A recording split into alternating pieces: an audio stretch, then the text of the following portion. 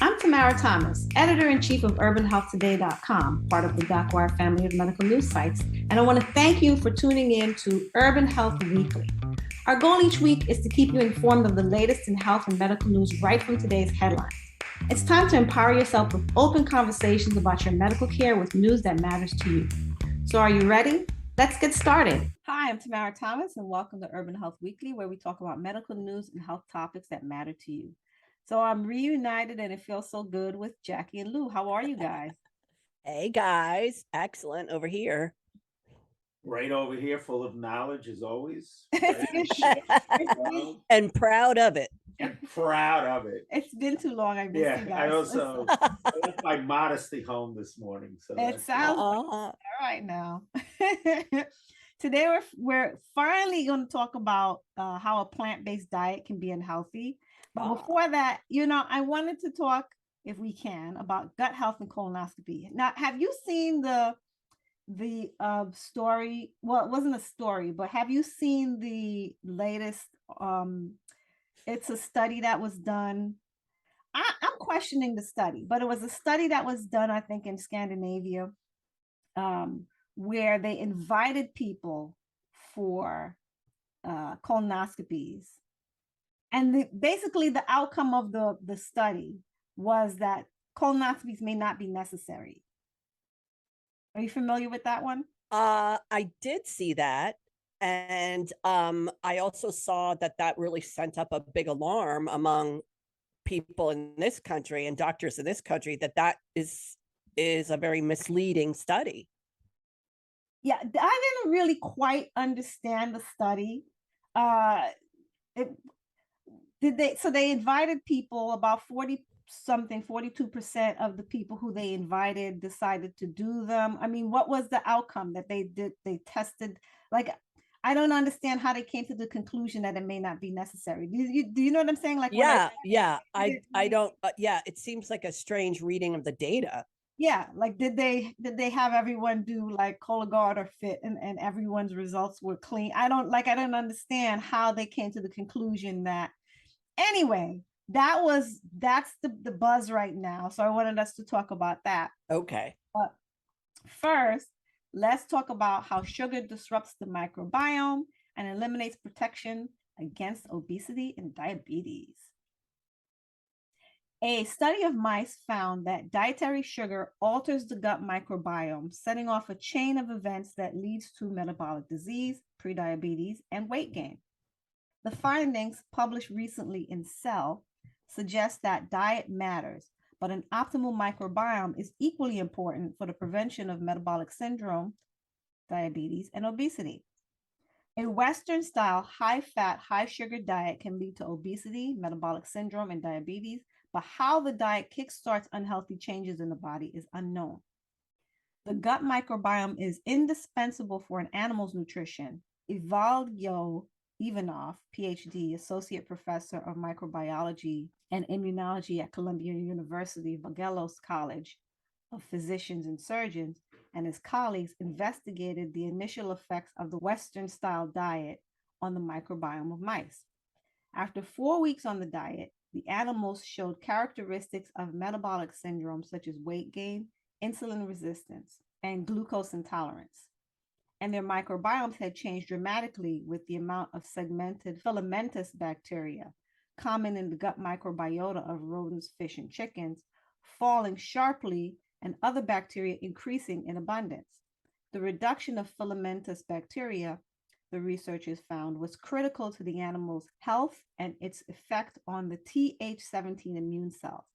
The drop in filamentous bacteria reduced the number of Th17 cells in the gut, and further experiments revealed that it's the Th17 cells that are necessary to prevent metabolic disease, diabetes, and weight gain. That's huge. In other words, fat is not the culprit in poor health. It's always been sugar. Remember, I think this was in the 60s or 70s. It was in the 60s when the sugar industry paid scientists and researchers to say that the blame for heart disease and yes, they did the old gaslighting distraction move. Exactly. And downplay the effects of sugar. Yes. Now it's only now we're really starting to see, just how deleterious sugar is, but it's too late as to cry. They've already made the money and changed our microbiome. Anyway, what do you guys think about this? Have you guys ever heard of the Th17 immune cells before? I'd never heard of them. I never heard of them. This is huge. That is huge. So I should put away my Skittles snacking. Yeah. And go to pork rinds instead. I mean, whatever. You may want to. And also, if you've damaged them, can you recover them? Like, I'm curious to know. Also, I just want to say, it seems to me that some people maybe are more like sensitive, or maybe their immune cells are more sensitive in some people than others. Like, I remember my ex could eat a super processed diet, and he didn't. When I started eating the same diet as he did, I just got ill right away and blew up, et cetera, et cetera. Like, that guy could kind of seem to be okay with it for a while, like, I just feel like, yeah, I want, I felt like my biome was more sensitive or something. Yeah. I don't know, I for a long time, and a lot of this was work related, because I really didn't have places to eat healthy. And I would just eat any old thing. And I never really had an issue with it. Once I started eating healthy, and then went back to some of that crap that I would eat before, I did have an issue with it. I don't know, maybe your body just adjusts to crap or crud, or it adapts down, or you don't realize that you're feeling bad until you're feeling good. Like sometimes you just, that makes sense. You just say, well, my normal is I feel like X, and then you're out of touch with what good feels. Like Y, which is a lot better, and then you go back to X and say I feel bad all of a sudden. And that's kind of what happened to me once better places opened up, and actually once I was at a different income level. Some of it to me was income related too. I mean, when you're working and you're working stiff, can you afford the $5 lunch, or can you afford the $10 lunch? That's kind of what it was. When I was eating the $5 lunch, I was eating crap. You're eating the super processed foods, right? But then when I could afford a personal salad, all of a sudden I started eating that, and I started feeling a lot better. You're getting a little bit of fiber with the. Yeah, it was just a better diet. Then when I went back to that $5 lunch, whenever I did, it was like, oh my God, I'm gonna die. How can I eat this? Th17 cells play a role in host defense against extracellular pathogens, particularly at the mucosal and epithelial barriers. That's according to NIH. Oh, but aberrant activation has been linked to the pathogenesis of various autoimmune diseases. Oh, that's from a site called Thermo Fisher. So anyway, I just wanted to look that up, and well, this is like really exciting stuff. I mean, I'm a little bit scared, but it's really, but this is huge. Explain that to me, to the layperson. What does that mean? Okay, so basically, the Th17 cells help protect the epithelial, means skin. Right. Helps protect the lining, the gut lining, and your intestine is lined with like a kind of a mucus film, and that's what helps keep it kind of thick and helps everything move through it and stuff like that. But aberrant activation, such as sugar disrupting your microbiome, they say has been linked to pathogenesis. That means that basically it's linked to disease causing that triggers autoimmune diseases. So what's happening? That's interesting, because celiac is when your intestinal villi get flattened, right, due to autoimmunity. Right. So that's all part of that, like, endothelial cell and that same layer. That's really interesting. Exactly. So that's why they call the gut the other brain and all of this other stuff. And that's why, people who, this is, people should really start looking at this for like long COVID and these kinds of conditions. Oh, yeah. You have to think about the fact that our diet here is so poor in so many ways. And that's not to say that healthy people don't get, I mean, probably, I don't know. But it would be interesting to look at the diets of the people suffering from long COVID, say, for example, or people with lots of comorbidities. That means, several. I wouldn't doubt that it gives, it like puts a hit on your Yeah, because biome. a lot of things, like once you start eating properly and you take a good probiotic or prebiotic and you just start, like phasing out, crowding out the processed food and eating more foods that are closer to their original state, cutting out the sugar, and having more vegetables and fruits, natural sugars, that stuff starts correcting itself. That's what I'm hoping. That would be reassuring that this could like. Exactly.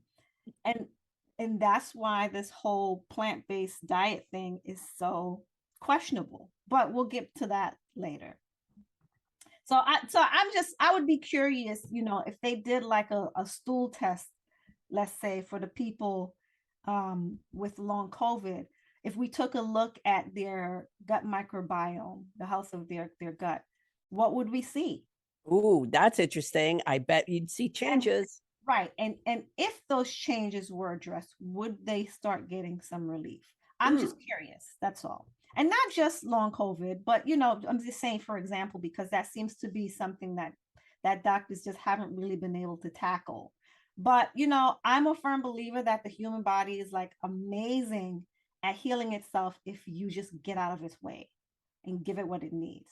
And that also, that might be part of the reason why intermittent fasting and that kind of stuff works so wonderfully, because you're putting less of a strain on your digestive system and giving your body a chance to recover. Ah, yes. It's got some time to do its healing business. So CRC screening, colorectal cancer screening, pays off for people with obesity. Colorectal cancer, or CRC screening, was cost-effective in obese individuals as well as in those of normal weight, and might even have a leg up at younger ages for obese men, a modeling study found. Having a colonoscopy every 10 years, starting at age 45, see, I think that should start sooner, but okay, we'll take 45.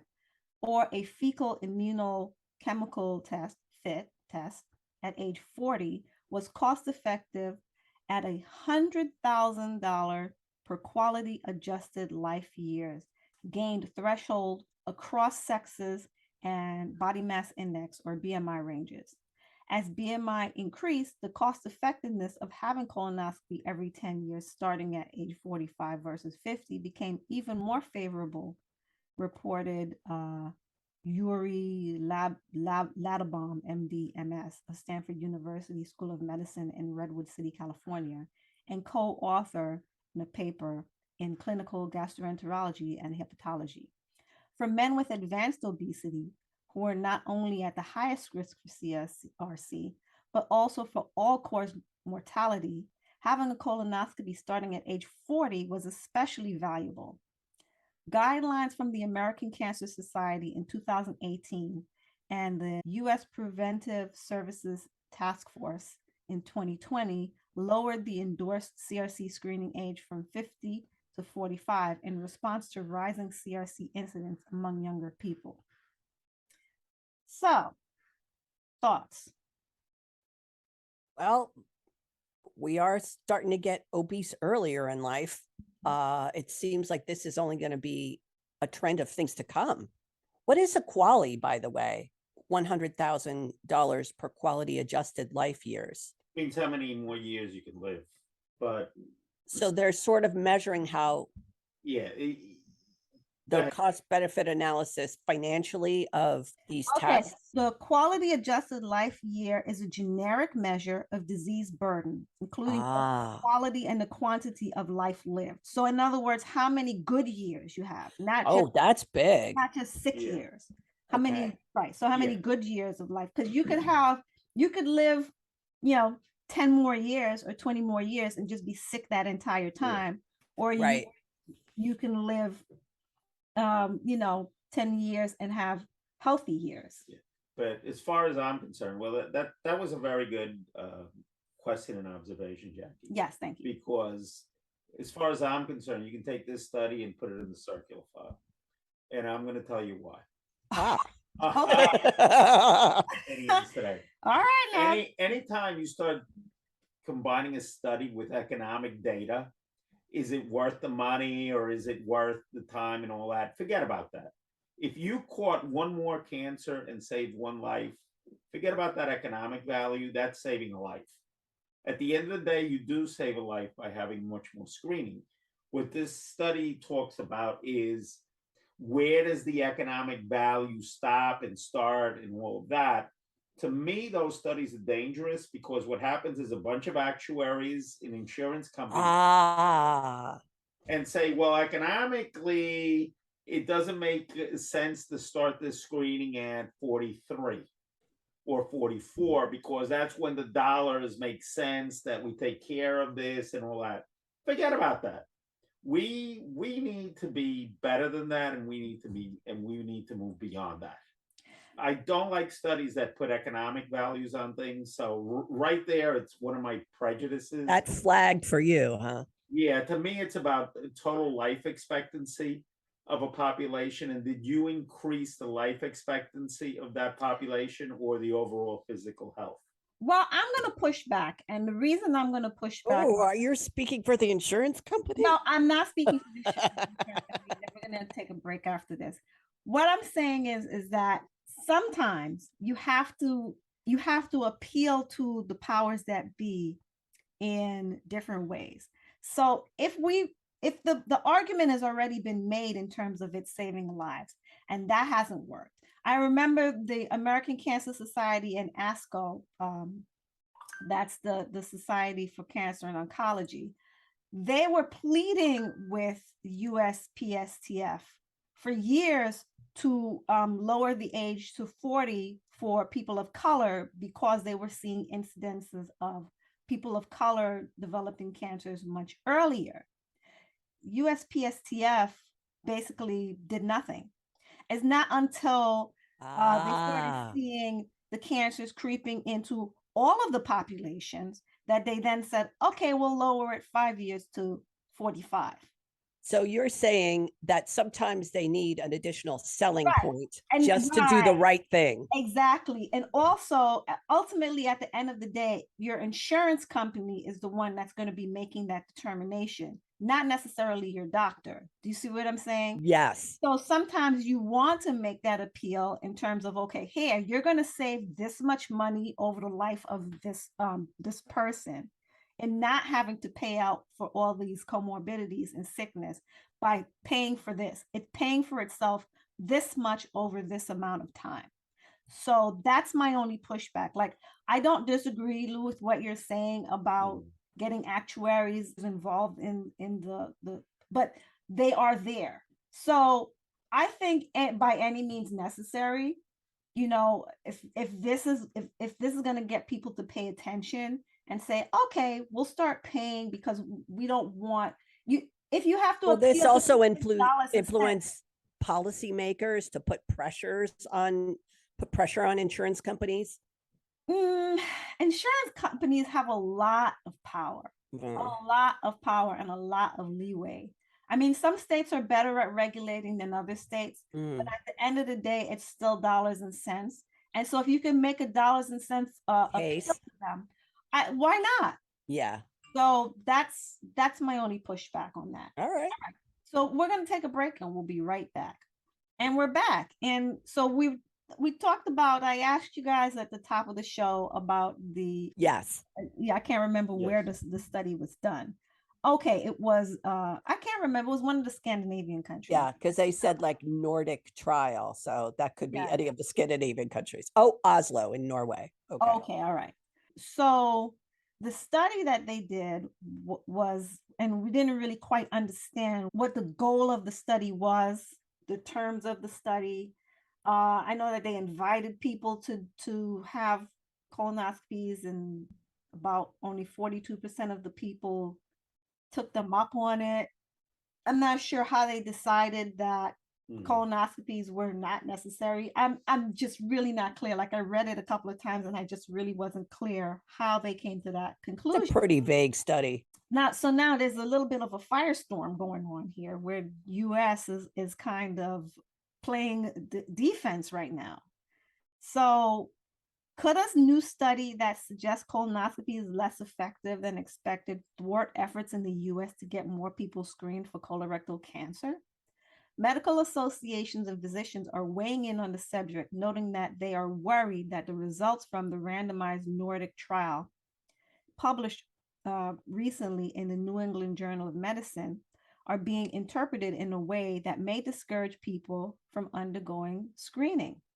The study, led by Michael Bretthauer, MD, PhD, of the University of Oslo in Norway, showed that individuals invited to undergo screening colonoscopy had a reduced risk of colorectal cancer compared with those who did not undergo screening, although at a lower rate than researchers had expected.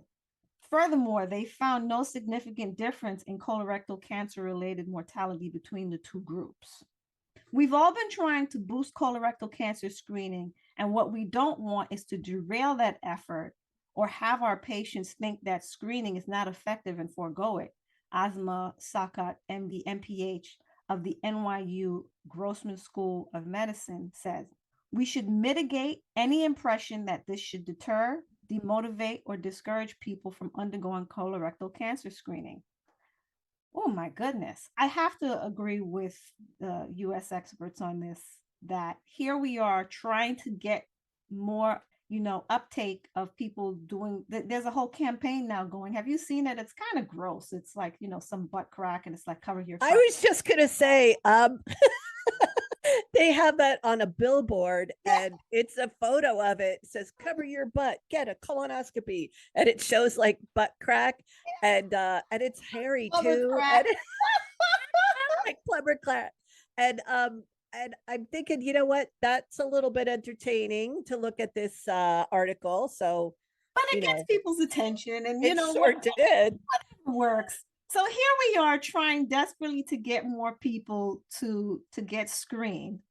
And then, this comes along, and I'm worried about confirmation bias. Do you know what I mean? Where people. Yeah, absolutely. And by the way, this article, it says that not only do they want to mitigate it, but this one Dr. Chang in this article with the billboard of the butt crack, it says that colonoscopy or endoscopy remains the only screening modality that actually prevents cancer because it can include a polypectomy. So that's really exactly that's the other really important. Exactly, because what they do is they remove those polyps that they find in there. But here's the thing: even if you don't do that, even if you do like some sort of screening, like let's say you don't have the camera that goes up and pulls out the polyps and all of this other stuff, but maybe do DT colonoscopy.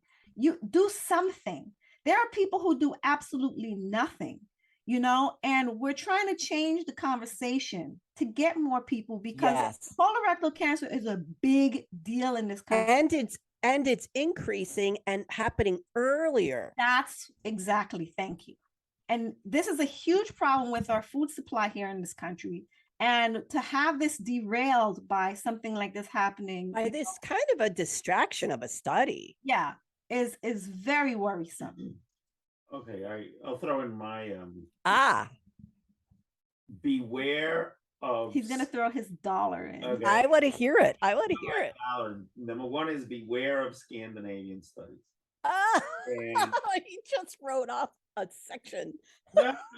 I'm gonna throw in why.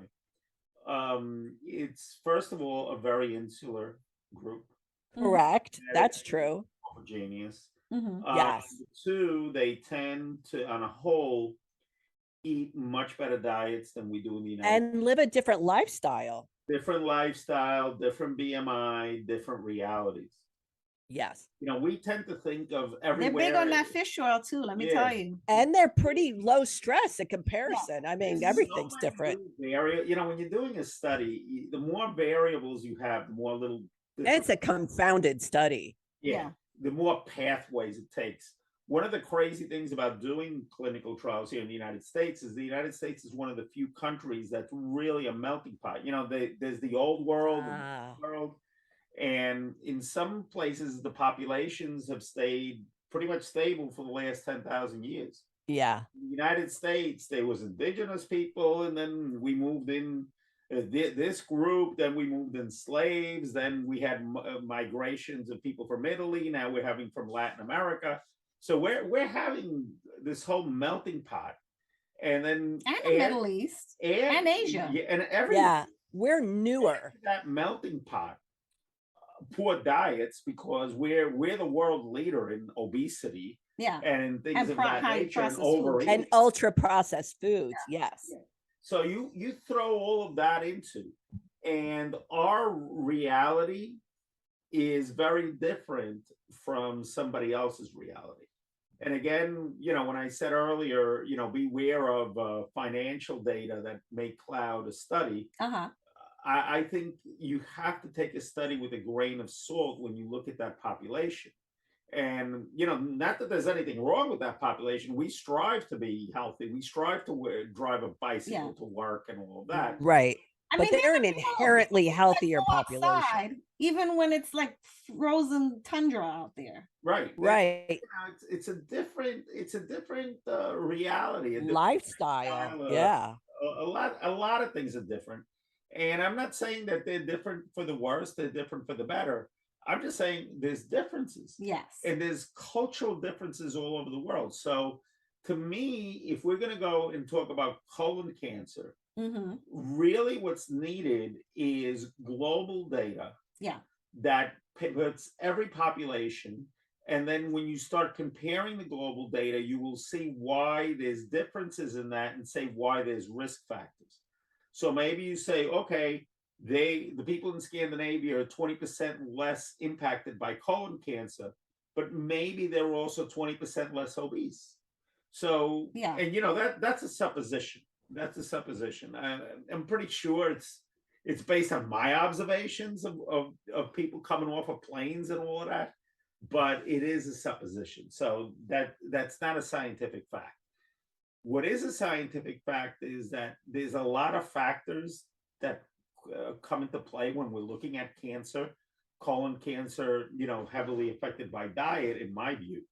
So we've got to be very careful with these regional studies. Yeah. And then the other thing is people of color and low income people in particular are at really great risk for death because of lack of screening. So to have this noise come in, and this is not to discredit the study. I'm sure this is what it might represent that population and that local, and also it's voluntary, you know, it's you had to go in, you had to volunteer to go in. It's a little bit different. I don't know. And also it's not a country full of food deserts. We could add that on top of I mean, there's just so many different too many factors. Yeah, there's also in the United States, what we find is a distrust of medicine. Yeah. You know, I think a very important point there is that it's voluntary. In the United States, there's this whole distrust of medicine and what are you going to do with my chromosomes and what am I volunteering for and blah, blah, blah. In some other countries, it's like, yeah, let's volunteer, you know, because there isn't that culture. There's a strong trust of government and their health system. Medicine itself, you know, insurance is pretty much global over there. Yeah, it's universal health. Your doctors look like you there. I mean, you know, that's one of the things about having a homogenous they speak your society. language. They, you know, they grew up on the U, but there's also, you know, what they call universal health care over there. So there's only really one health system in Scandinavia, where the United States, you really have two. You have the government funded one where, you know, it's almost impossible to get an appointment. And then when, you know, when you're working and all that, you usually can afford better insurance and you get a better system. The UK has the two-tiered system. And I think the United States has a 2 or 3 tiered system that depending on your economic ability, you get whatever system you get. Now, I might have taken more notice if, let's say, this study was done in the UK, because they're also a bit of a melting pot and their diet's not great there either. But you have, you know, almost an outlier country like Norway, where these people are like super healthy. Yeah, we aspire to their diet. Right. It's very difficult to take Yeah. that and apply it here. Yeah. But I'm worried that people are not going to look at all of that information and they're just going to take the headline and say, you see, here's a study that says it's not necessary, that I don't have to do Right. it. And So, then, yeah, and then when you look at Asian studies, you know, first of all, you got different cooking methods and things of that nature. Number two, the prevalence of smoking is much larger yeah. than in other countries. Ah, So how does that all, you know, Right. Exactly.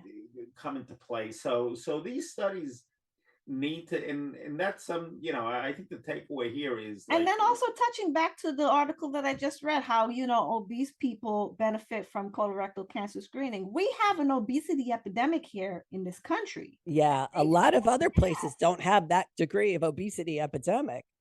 Right. And so, you know, we just need to be like very mindful, and we need to stay the course here and not allow ourselves to be, you said it right, Jack, when you said a distraction, you know, allow ourselves not to be distracted by, you know, a study like this. All right. So we're going to take a break and we'll be right back. And we're back. So let's just jump into this week's topic, the plant-based diet myth. Plant-based diets continue to grow in popularity for their many health benefits, including lower risks of heart disease and type 2 diabetes. However, not all plant-based diets are equal, and some eating habits may cause more harm than good. Furthermore, increased awareness of the environmental impact of animal rearing, such as high levels of greenhouse gases, land degradation, and excessive water, have also motivated some people to adopt plant-based diets, which can be more environmentally friendly. However, there are some health risks associated with some plant-based diets, particularly if there is high consumption of junk veggie foods. So what are junk plant-based foods? By definition, ultra-processed foods are food products that contain minimal whole foods, are high in calories, added sugar, salt, and fats. That's your trinity right there: salt, sugar, fat. Delicious. Offer little nutritional value and have been processed with cheap industrial additives. Many plant-based products, such as commercially produced breads, pastas, cakes, and cookies, carbonated beverages, pre-packed snacks, flavored dairy drinks, breakfast cereals, energy bars, instant sauces, soups, noodle pots, and desserts. That's a lot of foods that kids eat. Mamma mia. What did you say, Lou? There goes your life. That was a nice show. Yeah, the rule of thumb though is if you can't pronounce it, you should not eat it, right? Like that's like if you see an ingredient on there. And also, don't forget what I brought up several months ago about sugar intake, right? Sugar intake for the day for women is 24 grams of sugar. For men, I think it's like 36 or something like that. So if you have one carbonated beverage that's like 25 grams, you're done. That's it for the day. And then a lot of people have many of those in the day. Yeah, my kids always going for those like Gatorade type beverages. You know, that's really sugar. And the problem is twofold: is that one, the body doesn't know what to do with all of that extra sugar. And also your liver has to process all of this. That's a huge strain on your liver. That's why you're starting to see people with non-alcoholic fatty liver. Yeah. Because of all of the ultra processed foods. And here's where it gets more interesting. Your body creates, you know, like, you know how like breast cancer and gastric cancers are on the rise and stuff like that. Like your liver is designed to get rid of those toxins so that they don't stay and poison your body. But if you continue to put it in time and time again, your liver is going to be hard at work getting rid of the stuff you put in, but it's not going to be able to deal with the stuff like the excess estrogen and the extra, you know. And that's where you have the high rates of breast cancer, because you have this extra estrogen that's circulating that usually your liver flushes all that extra stuff right out. But if it's busy fighting the fight with all the sugar and processed stuff you're putting in, it's going to prioritize that stuff over the stuff that's in your body. Are you saying all those estrogen, all those like endocrine disruptors can't get flushed at all? and they're just like floating They're around just in there. free floating in there and sitting around because your body is busy getting rid of the junk. Wow. And so the deodorants and the creams and all that other stuff, it can't even get to that stuff.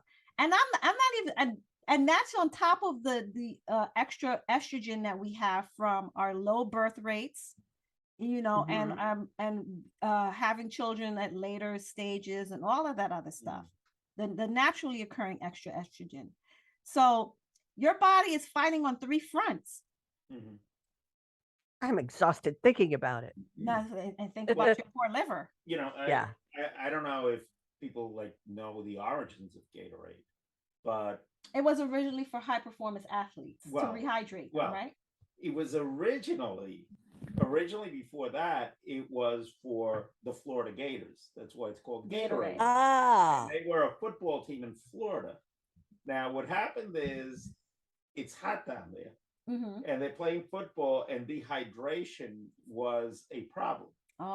So Gatorade, the original Gatorade, which was Gatorade, was a concoction they came up with that gave them back their salts and their sugars, their electrolytes, things that have come out of your body because you're playing football. You've just sweat. You're sweating. Of sweat. So your electrolytes, your glycogen, and all of that stuff to get your muscles. All your glucose, all your stuff comes right back to you, and you can continue to perform.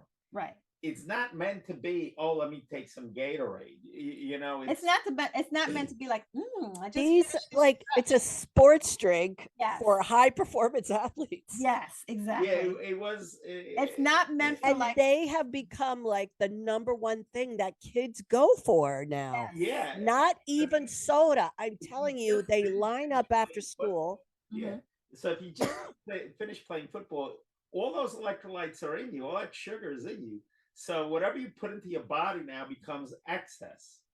Wow. So what's going on inside of you is a little different.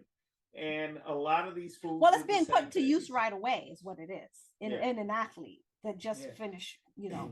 And I'm going back to your original topic, Dad, and I am a big fan of some of this plant-based stuff beyond this, beyond that, or that stuff still hasn't officially been proven out.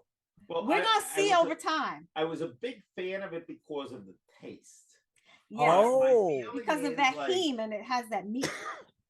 What kind of stuff is in there? I haven't. But Whole Foods won't even. Well, I haven't really sat down and figured that all out, and you know, I'm kind of worried. Like, what have I done to myself? My patience. That's the thing, though. Is like people are thinking, like, you know, or I'm doing this great thing. You know, I'm having this plant-based diet. Here's the thing: if you're not actually eating fruits and vegetables, you cannot call yourself a vegetarian. Just avoiding protein, like avoiding animal products, does not. Yeah, because you could just eat French fries all day. Exactly. French fries is potatoes are a vegetable. Does that make you a vegetarian? No, it doesn't. I know of people who don't eat meat and call themselves vegetarian, and they're in that poor muscle tone, terrible skin, sallow complexion, low energy because they're not actually eating real plants. So this whole, like, we have to be careful when we talk about plant-based. Plant-based should be based on actual plants, green stuff, blue stuff, purple stuff. You know, the deeper the colors and the crunchier they are, the better. And I'm not talking about because all that ultra processed has no fiber because it's so far away. And then what they do is they put fiber in it. So instead of oh my gosh, you can get all of this from this natural. Like if you think about the fact that you can get a meal from a fast food place and it's actually cheaper than getting a salad. Yeah, that's freaky scary. This country has their priorities up their butt because they subsidize these ultra processed food places. A salad should be way cheaper than a burger. Do you see what I'm saying? Like, we have our priorities wrong in this country. I pay a minimum of $10 for a salad. I can walk into a McDonald's and get a meal for like $6. How's that? Oh, yes. Sure. Absolutely. You know, we can get a biggie bag $5 Exactly. from And if Wendy's. I'm a Yep. poor person and I'm doing the math, I can keep $4 and fill my belly. Yes. You know what I'm saying? Like, Yes. didn't I say And you to you, can do it fast. You can exactly. fill your belly, and it's freakishly delicious because it's all been zhuzhed up and you processed. feel full afterwards. You feel like Yes. you've had, you Right. know, and it's a fallacy. Ultra processed foods offer convenience, continue to replace minimally processed whole foods, and now account for more than half of the daily intake of calories for many individuals in middle and high income countries. While a healthy and balanced plant-based diet is diverse, the frequent consumption of plant-based ultra processed foods is associated with negative health outcomes. For instance, in a 2019 cohort study that followed 105,000 adults over a 5-year period, the researchers observed that even a 10% increase in the consumption of ultra processed foods was associated with a higher risk of heart disease and stroke. Yikes. This small increase, I know, right, in ultra processed foods is also associated with a higher risk of developing some cancers, type 2 diabetes, and increased exposure to harmful chemicals from food packages. So that, you know, so the plastic and, you know, that whole estrogen thing, that's where the plastic, the endocrine disruptors and the exactly, chemicals. yes. Oh. In addition, calorie intake is reportedly higher in plant-based diets that are rich in ultra-processed foods, which may lead to weight gain and a greater potential for developing obesity. Now, Wait. Plant-based diets are rich in because that contributes to the ultra processed makes it higher calorie. Okay. Exactly. Because of the way they're preparing it with the cheap ingredients. Okay. Yeah. Because if you ate a salad, like just like that's vegetables, actual plant. That's actual plant. So they need to move away from this term plant-based because it's not actual plant-based. Like what they're talking, energy bar is grain-based. A breakfast cereal is grain-based. You know, carbonated beverages, that's sugar-based.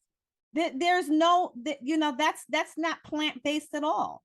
Like we have to move away from this term because it's misleading and it's incorrect. It's false advertising.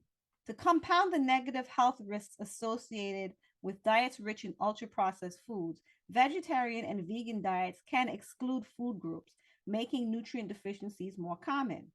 Do you know that term FISO, fat inside, skinny outside? Oh, skinny fat. Yes, it's called FISO. Fat inside, skinny outside. I've been FISO at points in my life. Yes. Yeah, where, you know, where these people, they on the outside they look thin, but inside they have all kinds of health problems because they're eating a nutrient poor diet. Overall, some studies have shown that vegetarians and vegans have lower levels of nutrients like iron, vitamin B12, calcium, vitamin D, and omega-3 fatty acids. Furthermore, a 2022 study showed that vegetarian women have an increased risk and occurrence of hip fractures compared to women who occasionally consume meat.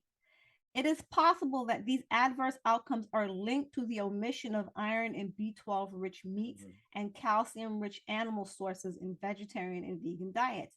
These problems may be compounded by individuals not replacing those nutrient sources with fruits, vegetables, nuts, and pulses, and eating ultra processed foods instead. Let me say this again. You cannot call yourself a vegetarian if you don't actually eat vegetables. Okay. This is a misnomer. I mean, and you need to stop. You don't actually, it's like calling yourself in and you don't actually dine at the Y. You know, it's all good and, you know, it's all, the idea is nice, but if you don't dine at the Y, guess what?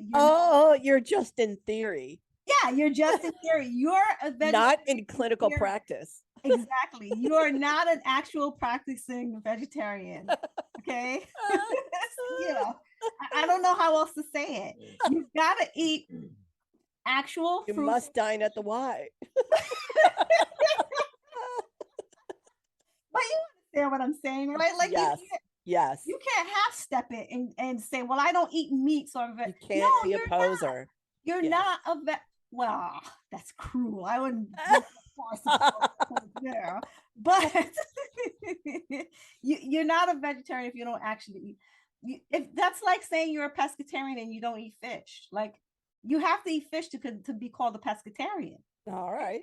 You can't fake the funk here. Like you've got to eat some greens. Period. You're on a roll. You should listen to your body. I mean, as we get older, meat becomes more difficult to digest. So, people start excluding it more from their diets. It tends to sit there in your stomach for a long time. It's not as comfortable. Certain meats, but in general, if you've got high quality meats, and I'm not saying eat meat, I'm just saying that if you're going to be calling yourself vegetarian, general, like for example, just avoiding meat doesn't make you become more lactose intolerant and all that. But that's as you get older. Starting it before that sometimes has health risks, as you correctly pointed out, or the article correctly pointed out, that long term there seem to be more hip fractures and stuff like that. You've got to look at your health from 1 to 80. Or 1 to 90, or whatever it is that Well, 1-year-olds don't look at their health, but I know what you mean. But the health has to be looked at between 1 to 90, or for what your life expectancy should be. So what's right for a 60 and 70 and 80-year-old is not really right for a person that's growing, that's 10, that's 14, that's 15, that's in their reproductive years. People have different needs, different nutritional needs during different stages in their life. So to say that I'm going to be a vegan all my life and never eat meat, you may be missing out on some important stuff. Now, there's not enough research out there to say what and what would happen to your body, but we're starting to see, little tidbits like more hip fractures, more this, more that. Also, being a vegan or being this does not say that, oh, now I'm immune from everything. For example, I had a friend who used to vegan shame me. He was an they're ultra. good for that. They're all fun. He was. Yeah, because a lot of them, they have like conscientious objection to consuming. Oh my God. Animal products, and that's fine. But then at least make it a nutritious. But he was a smoker. I mean, I used to say, you're doing this for your health, and then, unfortunately, he's fine now, but he wound up with having throat cancer. Oh my God. And at the end of the day, just because you're a vegan doesn't protect you from all these maladies. Doesn't make you immune. Or before we saw in COVID, I eat my Acuberry or whatever. Acai berry. Yeah, acai berry. I'm Which immune. are, by the way, no, you're not immune. And by the way, acai berries are nightshades. Oh, they are? Okay. Oh, absolutely. Yeah. FYI. Yeah. So you know what? You can, and things have their values and their properties and their good stuff, but it doesn't exempt you from living unhealthy in other ways. Just because you did X doesn't mean that you can do Y and Z and get away with it. Also, the whole point of eating, you have to look at an age-appropriate, situation-approciate diet. Yeah, that's true. That's true. That makes sense. You have people, again, who conscientiously object to, like the people of PETA, like they don't want leather. Right. They don't want to do it for other reasons. Right. And so their vegetarianism comes from a place of doing no harm to other sentient beings. Yeah. And that's okay. I'm not talking about that though. You're saying, listen, you have to eat nutritious foods. We all need to, period. Whether you're a vegetarian or a devout meat eater, the body has very specific nutritional needs. And plants, a mixture of plants and proteins is what's going to do it for you. But barring the meat part of the program, you have to find it in nature from fruits and vegetables and nuts, and and non-meat sources and stuff like that, and Closer to its original form as legumes and possible. stuff like that. Exactly. If you do that, then then I have no gripe with you, except when you're trying to shove it down other people. And also, I would caution people with autoimmune disease. Depending on what autoimmune disease you have, I would caution people with autoimmune disease against a 100% plant-based diet. Now, remember, Steve Jobs was a devout vegetarian, and what did he die of? He had pancreatic cancer. He had gastric, and then he also avoided that. treatments too. It was complicated. Yeah. Right. But the fact that he was a devout vegetarian and he still developed, it didn't save him. Yes. Right. So And he ate the organic stuff because he can afford it. We hope anyway. We hope anyway. I don't know. But and I'm not laughing at his death. I'm just saying that I'm just laughing at what Lou said. But I'm saying that there's almost this orthodoxy in terms of like this whole vegetarian lifestyle and stuff like that. And I'm not knocking it. I think whatever works for you. I believe in bio-individuality. I think if it's working for you and your nutrient stores and your hair is glossy and your skin is plumping and you're like, you gotta, your weight is intact and you got good muscle tone, I say more power to you. My hat's off. But if you still have health problems and you're eating what you call a plant-based diet, I think you should look very closely at what you're eating and maybe consider that might not be for you. That's all. All right. So, nutritionally balanced and well-planned plant-based diets more closely adhere to the U.S. dietary recommendations and improve overall diet quality based on the healthy eating index. This occurs thanks to the increased intake of fruits, non-starchy vegetables, whole grains, low-fat dairy, eggs, plant protein, seafood. Such diets are also lower in salt, sugar, fats, and calories. Therefore, not all plant-based diets are associated with negative health risks, but it is important to note that following a healthy overall eating pattern is essential for managing risks of heart disease, diabetes, and cancer. So I just want to lay that out. I hope I've made a case. You guys, I think you made a pretty good case. You guys have anything that you want to add to that? Lou, you had a mouthful to say. You know what you said made a lot of sense about life cycle and different needs at different. What is it? What percentage of people in this world, isn't it like 70 something percent of people are lactose intolerant? That's a big number. It's a huge number. But lactose intolerant at what age? No, adult. Because you can develop it. That's true. Yeah. Your body just loses because when you're a kid, your needs you're going to tolerate milk because your body has these needs and you're drawing it in from whatever sources. But then as you get older and you don't have that need as much, for any form of calcium, your body becomes a little more selective in terms of what sources of calcium it's willing to accept. And that's where you start seeing a lot of the lactose intolerance. Your body just doesn't need it anymore. Yeah. It's like now that I'm older, I used to be 3 meals a day and I would be hungry if I missed one. Now it's 2 meals a day, maybe one. Breakfast, lunch, no day, and I will not be hungry during dinner time. We're actually a culture that overeats. Dinner. We really that's for sure. And I just forget about lunch or no breakfast and just have lunch. Can you comfortably do no dinner? I can do no dinner if I do breakfast, lunch. And what time is dinner? Dinner is when I get hungry. But you can skip dinner and then go to bed, and that's pretty healthy. Let me tell you. But I'll be watching the Yankees. I can't tell you how many times I've spoken to him at night.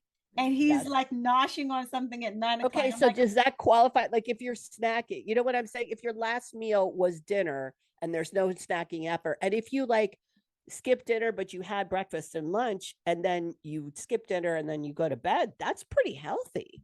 There's a saying that you should eat like a king for breakfast, a prince for lunch, and a pauper for dinner. Yes. Dinner should be like your smallest meal of the day, and it should be as early as possible. That's a lot of portions of the world are like that. Yeah. No later, your meal should finish, not start, finish no later than 7 p.m. And the Okay. reason for that is because it's going to disrupt your circadian rhythm.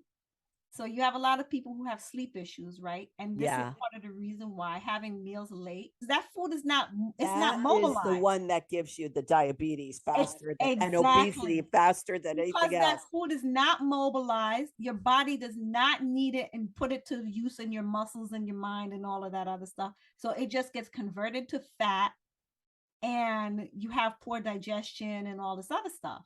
Because that's really how I put on all my weight when I put it on. It was that. It was that late night eating. Oh my gosh. And so like the best time to eat is like around noontime, like that 10 to 2 when the sun is really high. Like that's the best time if you want to like go off on food and have whatever. Go off early and then have recovery because your time. body's because your body's going to put it to use. But if you do it at night, and also your body responds to sugar differently at night than in the daytime. You mobilize that sugar in the day. At night, it's just like pack it away and turn it into fat. That's true. A lot of countries, the big meal of the day is the noon meal. Yes. Because that's the one that your body mobilizes and puts to use. Anything else is just going to be converted to fat. It has no use for it. It can't, because the shop is closed or it's supposed to be closed, and it's not in the digesting business. I got to say that night eating was the hardest cycle I ever had to break. How did you break it? I started with the intermittent fasting, and then I started with that helped me but then there was like the problem of like, okay, well, I just like would go off. I'd be really good during the day, then go off at night. That took me a while. Once I started to break it like a couple times, I was able to reduce cravings, because I would get a craving and be hangry at 9 o'clock at night, 10 o'clock, like on the dot. Like that would just, I was walking downstairs, like out of my bedroom in my pajamas, like a zombie. And I just like go in the kitchen and eat while standing up. It was everything wrong with it. Oh my God. Well, go to Urban Health Weekly for the links to these articles. This is really interesting. I think you'd be interested to read all of this. Remember, you only have one life and one body. You've got to do your best to make it count so your years are full of life and full of health. Information equals transformation, people. So small steps each day and you'll see a difference. I am sure of it. All right. Well, that's all the time we have today. You guys are wonderful. I missed you guys terribly. We have to do this again next week, please. All right, guys. It was totally my fault, but still, I'm saying this really more for me than for you guys. But I'll see you next week. See you next week. All right. Bye. Bye. Thanks for listening to Urban Health Weekly today. I hope you'll join me and my friends next week so you can stay informed and inspired to take control of your health. See you next time.